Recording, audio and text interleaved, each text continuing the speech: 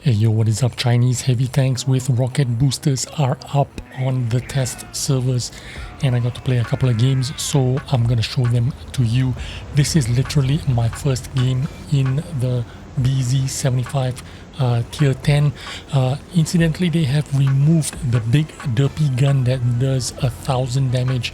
Instead, you just get the 152mm gun with 650 damage, but you get 6 boosters instead of the normal 4. So it works the same way as the regular boosters. 10 seconds of boost and then you have 5 seconds of cooldown. I need about 2 or 3 to get into position here and get the early shot in the game. It's a good thing that they removed the huge derpy gun, because this tank is already quite insane with the 650 alpha gun, reloading in 16 seconds. This thing has incredible penetration at if you have premium shells. This thing 319 penetration, and there's also one thing you need to know. This tank has an incredibly bad ammo rack. This thing will detonate very easily, as you will see here. Our friend first tank to detonate, and coming right up I'm going to serve you the second detonation. This tank very easy to detonate. If you have a damaged ammo rack or a leaky fuel tank, you need to repair it immediately. I found that this tank is not too OP on its own, but can you imagine this tank in a platoon of 2-3 tanks? Man, this thing will be insane. You use your boosters, get into the early position, use 2-3 guns to completely take out one of your enemies.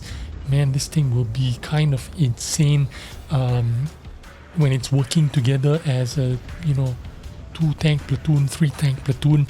I think it's kind of I don't know how this tank is going to fit into the meta right now. In the common tests, you will see everybody running these tanks, so it is not a completely accurate depiction of how it's going to be on the live server, but you can get a little bit of taste of what you can expect when you are, when you are colluding with your friends, when you are sinistering platooning, when you are maliciously platooning with intent to do maximum carnage. I can see this can be a very lopsided game when you have a couple of friends running the same tanks with the same skill levels. I'm talking about high skill levels. Imagine if 3 guys, high skill levels, coordinating, platooning in the comms, in Discord. Man, they would just be completely thrashing everyone they come across. This tank would be not so much a very dangerous tank on its own as a solo player, but imagine as a platoon working together. Man, this tank would be just so powerful together. You can see it working in the common test server when there's so many of these around playing together. They can be absolutely devastating. The 650 alpha works really well. The tank itself is not that overpowered because it does have a lot of weak spots. As you can see, the front of the turret is sloped forward. If you hit the front of the turret, you can overmatch that top of the turret pretty easily, and then you can easily pen that BZ-75. But man, this tank with 0.38 dispersion, I'm running vertical stabilizers, rammers and turbos. The accuracy is good enough for close range to medium range. Long distances, you saw me missing a couple of shots there. And this is my second game in Overlord, but this is not me playing. This is another player that I'm watched. He was right next to me when I was playing and he had a great game, so I asked him for his replay, and he was an Asian player as well, so I thought I'd feature him. You see me there on his right in the gold tank. I had a normal game, but he had a fantastic game, so I thought I'll feature his gameplay instead. And you're gonna see just in 5 minutes in the first game I did 4,000 damage. You're gonna see significantly more damage in this game in the same amount of time as well. 5-minute game, you're going to watch a lot of damage in this game. That's me over there in the gold tank, and that's the other player here. I think his call sign is Ironside or something like that. And yeah, shout out to this guy for the replay.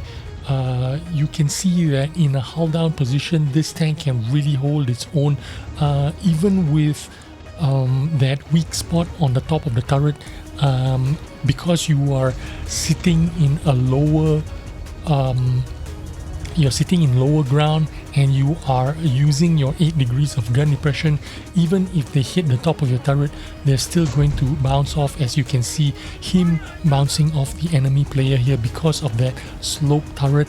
And sitting in the lower ground, it is difficult to pen that weak spot on the top of the turret or the commander's cupola right or left side, but on flatter ground it's easier to hit the top of the turret and the cupolas, but when you are hull down this way, this tank is pretty strong. The moving dispersion on this tank is 0.20, which means you could use a vertical stabilizer or an improved rotation mechanic, whichever you choose, but I'm running vertical stabilizer, turbo and rammer.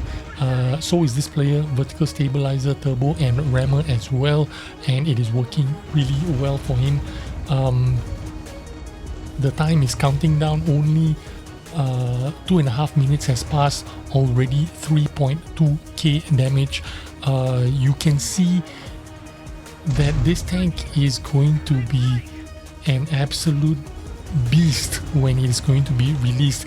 If they do decide to release it in this configuration, in its current form, even without that 1000 damage derp gun, the 185mm gun, I'm glad that they removed that gun, because even without that gun, you're gonna see a lot of damage being dealt out in 5 minutes.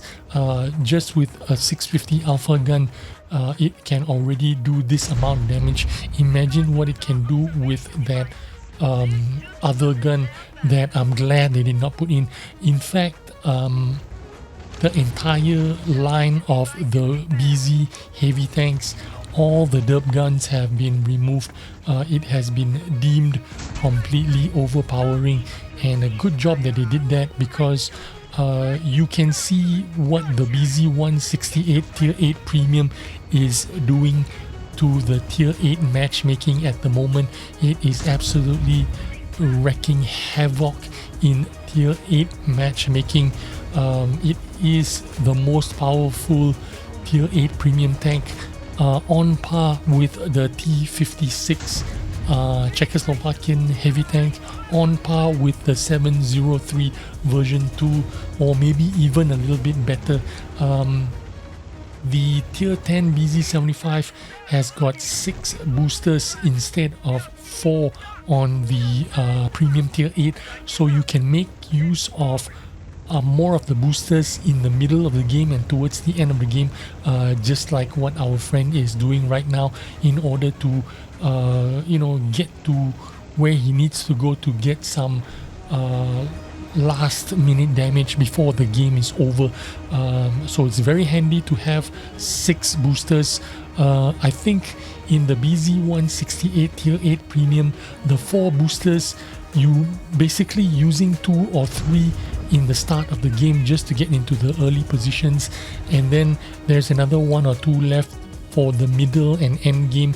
Not really any extra boosters to use towards the end game, but this tank, the Tier 10 6 boosters, very useful in the end there, just to get 1-2 more shots. And check it out, 9,000 damage only 440 blocked, but 9,000 damage in 5 minutes. Tell me what you think about this tank. I'll see you on the next video. Bye bye.